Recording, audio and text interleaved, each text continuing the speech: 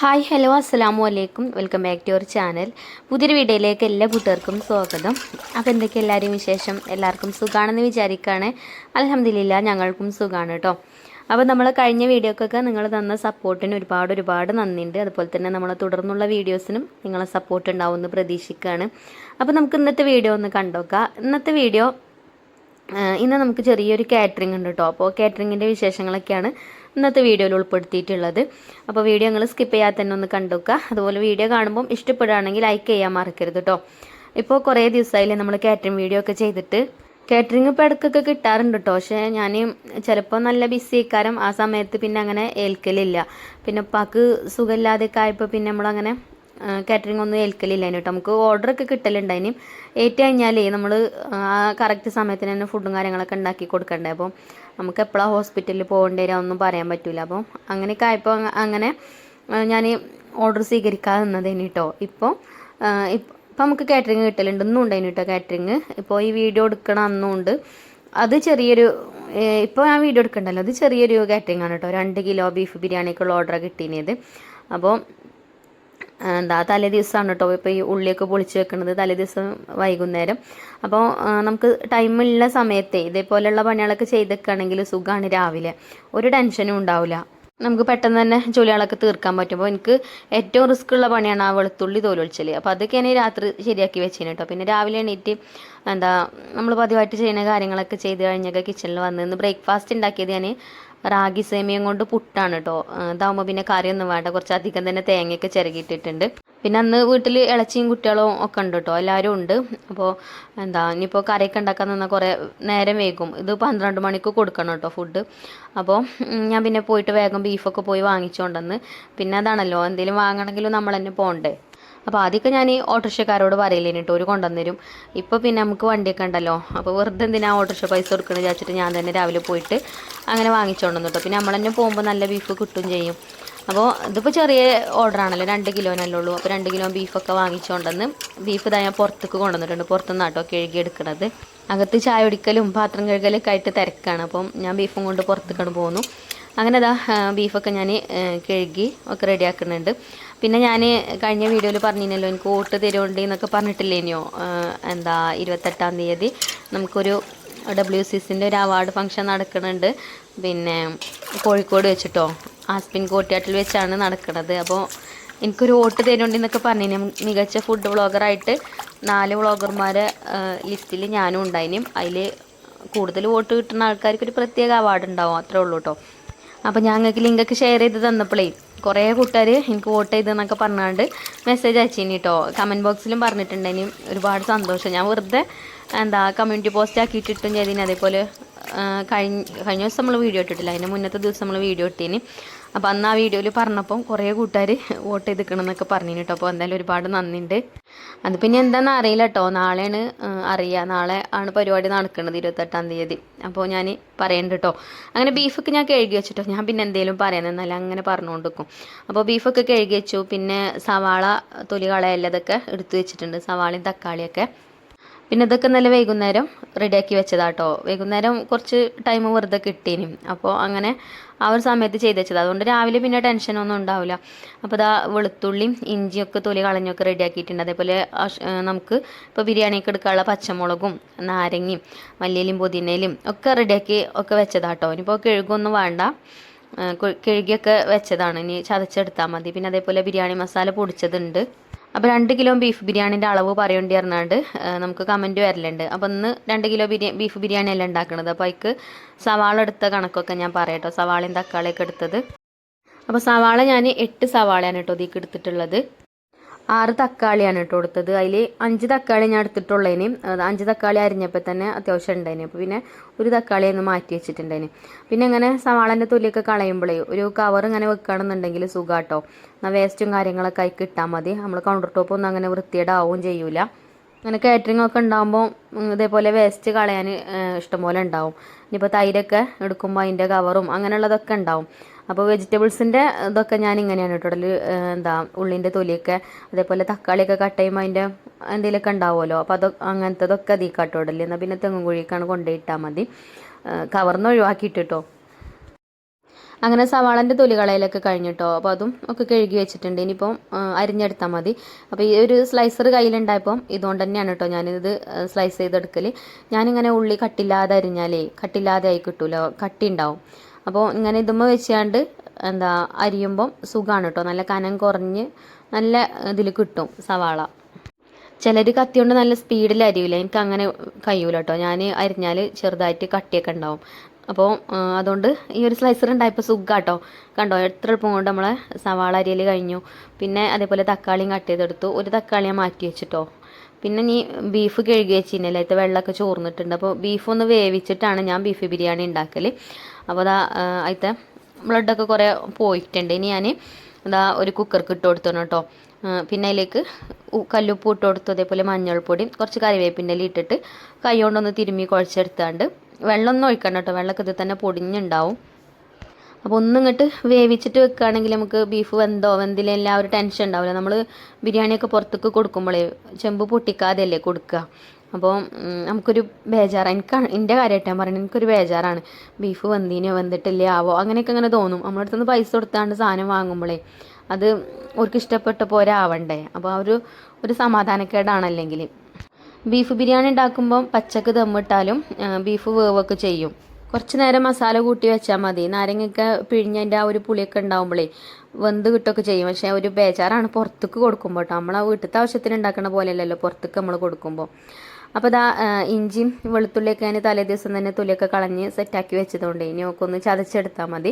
അപ്പോൾ ഇഞ്ചി ഞാൻ ഒന്ന് ചെറിയ പീസാക്കി കട്ട് ചെയ്തെടുത്തിട്ട് ഒന്ന് ആ ഇടികല്ലുകൊണ്ട് ഒന്ന് ചതച്ചെടുക്കും കേട്ടോ. എന്നിട്ടാണ് ജാർക്ക് ഇട്ട് കൊടുക്കൽ. അല്ലെങ്കിൽ ഇതേപോലെ അങ്ങോട്ട് ശരിക്ക് ചതഞ്ഞ് കിട്ടൂല. അപ്പോൾ അത് പേസ്റ്റ് ആക്കിയിട്ട് തന്നെ അരച്ചെടുത്തിക്കണേ ഞാനൊക്കെ റെഡിയാക്കി വെച്ചിട്ടാണ് കേട്ടോ പിന്നെ കുക്ക് ചെയ്യാൻ തുടങ്ങൽ. അപ്പോൾ ഇതിലേക്ക് എടുത്ത ഇഞ്ചിൻ്റെയും വെളുത്തുള്ളിൻ്റെയും കണക്ക് ഞാൻ പറഞ്ഞിട്ടില്ലല്ലേ. വെളുത്തുള്ളി ഒരു 4 കുടം വെളുത്തുള്ളി എടുത്തിട്ടുണ്ട് കേട്ടോ. 1 കിലോയ്ക്ക് 2 കുടം എന്നുള്ള ആ ഒരു കണക്കിൽ വെളുത്തുള്ളി കുറച്ച് അധികം എടുക്കണത് നല്ലതാണ്, എന്നാലുള്ളൂ നല്ല ടേസ്റ്റ് ഉണ്ടാവുക. ഇഞ്ചി കുറച്ച് കുറഞ്ഞാലും കുഴപ്പമില്ല. വെളുത്തുള്ളിൻ്റെ ഫ്ലേവർ കുറച്ച് കൂടുതൽ നിൽക്കണം കേട്ടോ. പച്ചമുളക് 200 പച്ചമുളക് വാങ്ങിച്ചിനി അതിലൊരു 150 പച്ചമുളകൊക്കെ എടുത്തുക്കും. നമ്മൾ എരിവിന് മുളക് പൊടിയൊന്നും ചേർക്കൂല. പച്ചമുളകിൻ്റെ എരിവ് തന്നെയാണ് കേട്ടോ ബിരിയാണിക്ക് ടേസ്റ്റ് കൊടുക്കുക. അപ്പം എരിവിനനുസരിച്ചിട്ടൊക്കെ ചേർക്കുക. കറക്റ്റ് അളവ് എനിക്കറിയില്ല. ഞാൻ പറഞ്ഞല്ലോ 200 ഞാൻ കൊണ്ടുവന്നതിന്, പക്ഷേ അതിന് കുറച്ച് എടുത്ത് വെച്ചാണ്, ഒക്കെ കൂടെ എടുത്തിട്ടില്ല കേട്ടോ. അങ്ങനെ അതൊക്കെ ചതച്ചതൊക്കെ റെഡിയാക്കി വെച്ചു. പിന്നെ ചെമ്പ് അടുപ്പത്ത് വെച്ചിട്ടുണ്ട്. അപ്പോൾ വെളിച്ചെണ്ണയൊക്കെ തണുത്തതുകൊണ്ട് കുപ്പിയിൽ നിന്ന് പോരാൻ ഗതികേടാണ്. അപ്പോൾ വെളിച്ചെണ്ണ ഒഴിച്ചു കൊടുത്തിട്ടുണ്ട്. ഇനി നമുക്ക് സവാളയൊക്കെ വഴറ്റിയെടുക്കാം. അപ്പോൾ സവാളൻ്റെ കണക്കൊക്കെ ഞാൻ പറഞ്ഞല്ലോ അല്ലേ. എനിക്കിങ്ങനെ കാറ്ററിങ് ഉണ്ടാകുമ്പോൾ ഇഷ്ടമാണ് കേട്ടോ. അങ്ങനെ ഫുഡ് ഉണ്ടാക്കി കൊടുക്കുന്നത് ഇഷ്ടമാണ്. അതുകൊണ്ടാണ് ഞാനിതൊക്കെ ചെയ്യണതും. പിന്നെ നമ്മളെ ആവശ്യത്തിന് നമ്മളെ കയ്യിൽ ഉണ്ടാവും പൈസയും കാര്യങ്ങളൊക്കെ. നമുക്ക് എന്തെങ്കിലും ചെറിയ ചെറിയ ആവശ്യങ്ങളൊക്കെ ഒന്നും നമ്മളെ ഹസ്ബൻഡുമാരോട് ചോദിക്കൊന്നും വേണ്ട. നമ്മളെ കയ്യിൽ തന്നെ പൈസയൊക്കെ കിട്ടുമ്പോൾ നമുക്കൊരു സന്തോഷമല്ലേ. ഒരു തരായിട്ടും നമ്മളെ നോക്കായിട്ടൊന്നുമല്ല. പക്ഷേ എന്നാലും നമുക്ക് ഇതേപോലെ ചെറിയൊരു വരുമാനമൊക്കെ ഉണ്ടാകുമ്പം അതിൻ്റെ ഒരു ഇത് വേറെ തന്നെയാണ് അല്ലേ. എനിക്കിഷ്ടമാട്ടോ അങ്ങനെയൊക്കെ ചെയ്യണത്. പിന്നെ നമ്മളെ കാറ്ററിംഗ് വീഡിയോ കണ്ടിട്ട് തന്നെ കുറേ കൂട്ടുകാർ കാറ്ററിങ്ങും കാര്യങ്ങളൊക്കെ തുടങ്ങിയിരിക്കണം. അപ്പോൾ അതൊക്കെ ആലോചിക്കുമ്പോൾ ഒരുപാട് സന്തോഷമാണ്. കാരണം നമ്മൾ കാരണം ഓരോരുത്തർക്ക് ചെറിയ വരുമാനമൊക്കെ കിട്ടുമ്പോൾ നമുക്ക് ഭയങ്കര സന്തോഷമല്ലേ. എന്നോട് പറയലുണ്ട് കേട്ടോ, നിങ്ങളെ വീഡിയോ കണ്ടാണ് ധൈര്യം കിട്ടിയത് എന്നൊക്കെ പറഞ്ഞിട്ട്. അപ്പോൾ സവാളയൊക്കെ ഇപ്പോൾ വഴന്നു വന്നു കേട്ടോ. പിന്നെ അതിലേക്ക് ഇനി ഇഞ്ചിയും വെളുത്തുള്ളിയും പച്ചമുളകും ചതച്ചതൊക്കെ ചേർത്ത് കൊടുത്തിട്ടുണ്ട്. ഇനി നല്ലോണം വഴറ്റിയെടുക്കണം. പിന്നെ ഇപ്പോൾ ബിരിയാണി ഉണ്ടാക്കാനൊന്നും അറിയാത്തവരാരും ഉണ്ടാവില്ല. എന്നാലും പറയണത് എന്താ വെച്ചാൽ എന്തെങ്കിലുമൊക്കെ വീഡിയോ കോഴ്സ് കൊടുക്കണ്ടേ, അതിന് പറയാണ് കേട്ടോ. ബിരിയാണി ഉണ്ടാക്കാൻ ഇതിലേറെ നല്ല ഉഷാറായിട്ട് അറിയുന്ന ആൾക്കാരുണ്ടാവും. അപ്പോൾ ഓലൊക്കെ ഒന്ന് ക്ഷമിച്ചോളി കേട്ടോ.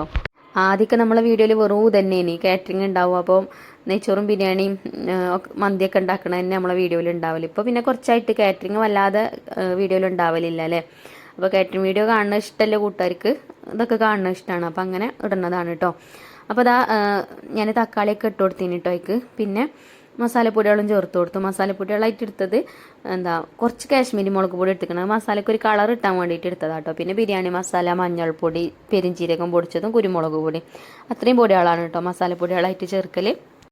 പിന്നെ ബിരിയാണി മസാല പൊടിക്കണ വീഡിയോ കാണിക്കൊണ്ടി പറഞ്ഞിനി. ഞാൻ കുറേ മുന്നേ ഒക്കെ കാണിച്ചിനി. ഇനി ഇൻഷാല്ലാ അന്നൊരു കാറ്ററിംഗ് ഉണ്ടായിനി. അപ്പോൾ അന്ന് ഞാൻ ആ വീഡിയോ എടുത്തിരുന്നു കേട്ടോ. അപ്പോൾ ഇനി ആ വീഡിയോ ചെയ്യണ കൂട്ടത്തിൽ അതും ചെയ്യേണ്ട. പിന്നെ മല്ലിയിലയും പുതിനയിലൊക്കെ കട്ട് ചെയ്തത് ഇട്ട് കൊടുത്തു. പിന്നെ അതേപോലെ ചെറുനാരങ്ങ നീരും ചേർത്ത് കൊടുത്തു. ഇനി നമുക്ക് തൈര് ചേർത്ത് കൊടുക്കാം. ചെറുനാരങ്ങ പിന്നെ 1 കിലോക്ക് 1 നാരങ്ങ എന്നുള്ള കണക്കിലാട്ടോ ഞാൻ എടുക്കൽ. പിന്നെ അതേപോലെ തൈര് പുളിക്കനുസരിച്ചിട്ട് ചേർത്ത് കൊടുക്കും. ചില തൈര് നല്ല പുളി ഉണ്ടാവും, ചില തൈര് പുളി കുറവേക്കാരം. അപ്പോൾ അതൊക്കെ നോക്കിയിട്ട് അതിനനുസരിച്ചിട്ട് അങ്ങനെ ചേർത്ത് കൊടുക്കും. ആദ്യം കുറച്ച് ചേർത്ത് കൊടുക്കും, പിന്നെ ഒക്കെ കൂടെ ഒന്ന് ടേസ്റ്റ് ചെയ്ത് നോക്കും എന്തൊക്കെയാണ് കുറവ് എന്നുള്ളത്. എരിവും പുളിയൊക്കെ കുറവുണ്ടോ ഇല്ല എന്നൊക്കെ നോക്കിയിട്ട് കുറവാണെങ്കിൽ അതിനനുസരിച്ചിട്ട് അങ്ങനെ ചേർത്ത് കൊടുക്കും കേട്ടോ. ആദ്യം തന്നെ ഒരുപാട് അങ്ങോട്ട് ഇട്ട് കൊടുക്കലില്ല. ഏറെ പിന്നെ നമുക്കൊന്നും ചെയ്യാൻ പറ്റില്ലല്ലോ. കുറവാണെങ്കിൽ നമുക്ക് പിന്നെ ഇട്ട് കൊടുക്കാം.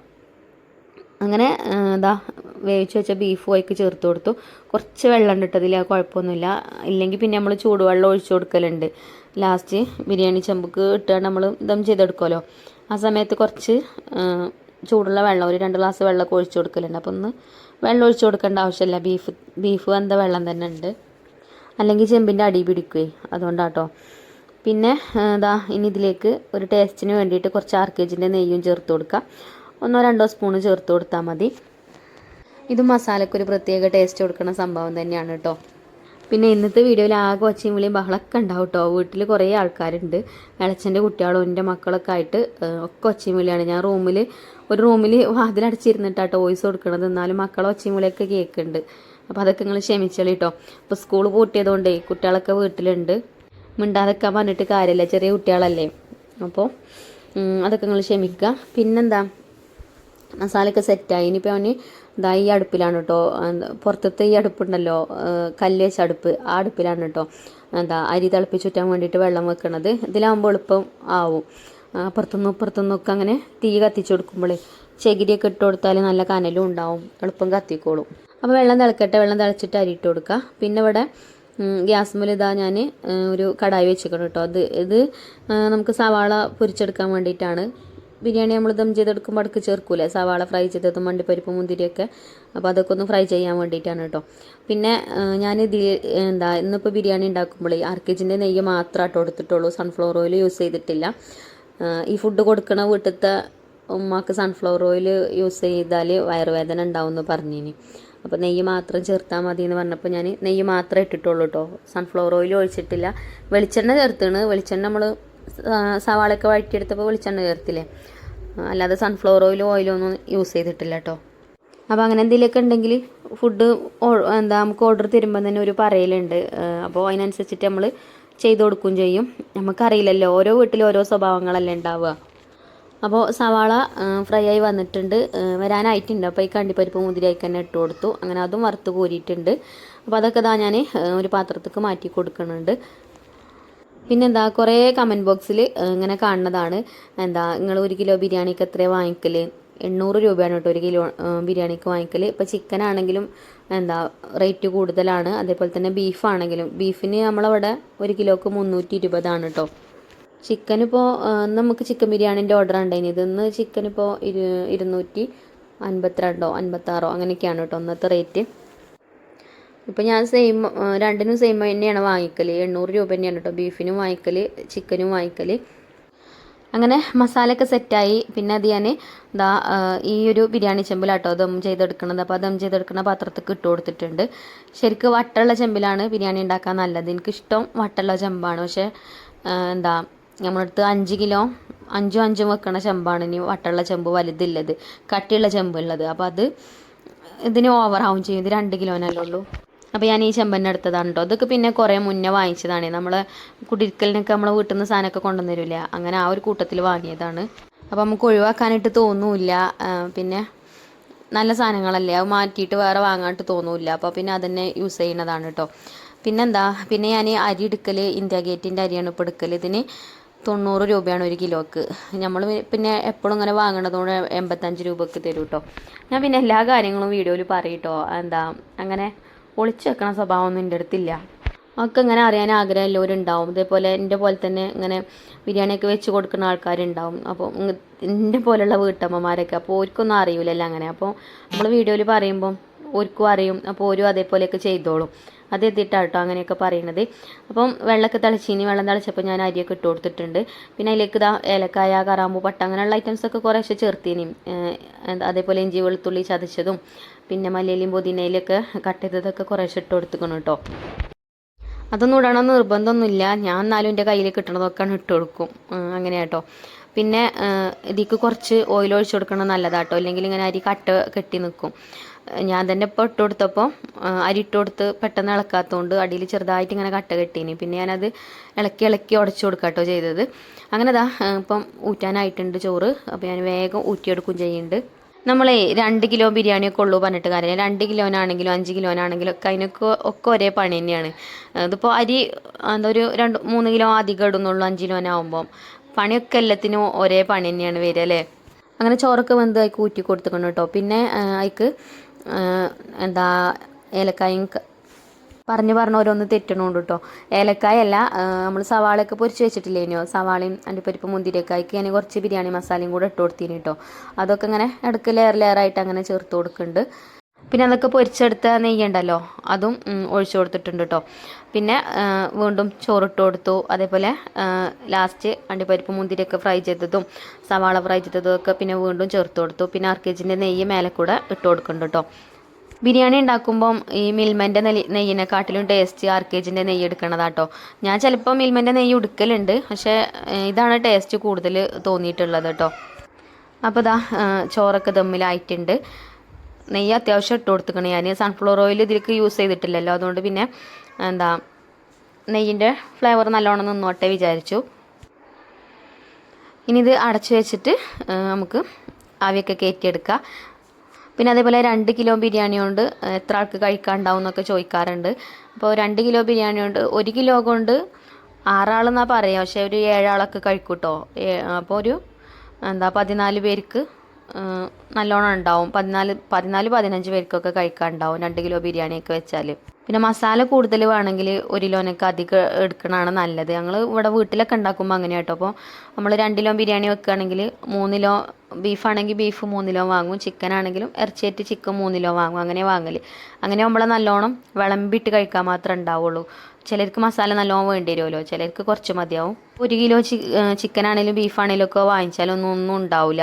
അതൊന്ന് വെന്ത് കഴിഞ്ഞാൽ ഇങ്ങനെ ചുങ്ങി വരും. അപ്പോൾ താട്ടോ ഞാൻ അതിൻ്റെ മേലെ കുറച്ച് മൈദയൊക്കെ തേച്ച് ഒട്ടിച്ച് കൊടുത്തിട്ടുണ്ട്. ഇല്ലെങ്കിൽ അലുമിനിയം ഫോയിൽ പേപ്പർ ഉണ്ടെങ്കിൽ അത് വെച്ച് അടച്ചു കൊടുത്താലും മതി കേട്ടോ. ഞാൻ പിന്നെ മൈദയാണ് എടുത്തത്, ഫോയിൽ പേപ്പർ ഇല്ലേനി എൻ്റെ അടുത്ത്. അങ്ങനെ നല്ലോണം നല്ലോണം അമ്പിച്ച് അടച്ചു വെച്ചാലുള്ളൂ ആവി നല്ലോണം കയറുക, ദമ്മ് നല്ലോണം കയറുക ബിരിയാണിക്ക്. ദമ്മ് നല്ലോണം കയറുന്ന ബിരിയാണിയാണ് നല്ല ടേസ്റ്റ് ഉണ്ടാവുക. ദം ബിരിയാണി ആവുള്ളൂ, എന്നാലേ ദം ബിരിയാണി ആവുള്ളൂ. അപ്പോൾ ഞാൻ കുറച്ച് കനൽ ഇതിൻ്റെ മേലെ കൂടെ ഇട്ട് കൊടുക്കണം കേട്ടോ. ഒന്ന് കത്തിച്ച് കൊടുത്തിട്ടുണ്ടേനും 2 ചിരട്ടിയൊക്കെ അതിൻ്റെ അടിയിൽ കൂടെ ഇട്ടീന് കേട്ടോ. പിന്നെ കുറച്ച് ഓലക്കൊടിയൊക്കെ വെച്ചാണ്ട് ഒന്നിങ്ങനെ വട്ടത്തിൽ കത്തിച്ച് കൊടുത്തു. ഇനി ആ കനലുമ്മൽ കിടക്കട്ടെ. കുറച്ച് കനൽ മേലക്കും കോരിയിട്ടാണ്. പിന്നെ കൊടുക്കാനുള്ള തൈരൊക്കെ സെറ്റാക്കി വെച്ചു. പിന്നെന്താ കാരക്കച്ചാറ്, ഇത് ആട്ടച്ചാറാട്ടോ, കാരക്കി നാരങ്ങി. അങ്ങനെ സമയമായപ്പോൾ ഫുഡൊക്കെ കൊടുത്തു. പിന്നെ നമുക്കുള്ള ഫുഡും അതിൻ്റെ അടിയിൽ കൂടെ ഉണ്ടാക്കിയപ്പോൾ അതൊന്നും വീഡിയോ എടുത്തിട്ടില്ല. ഇനി ഇൻഷാല്ലാ നാളെ കാണാം.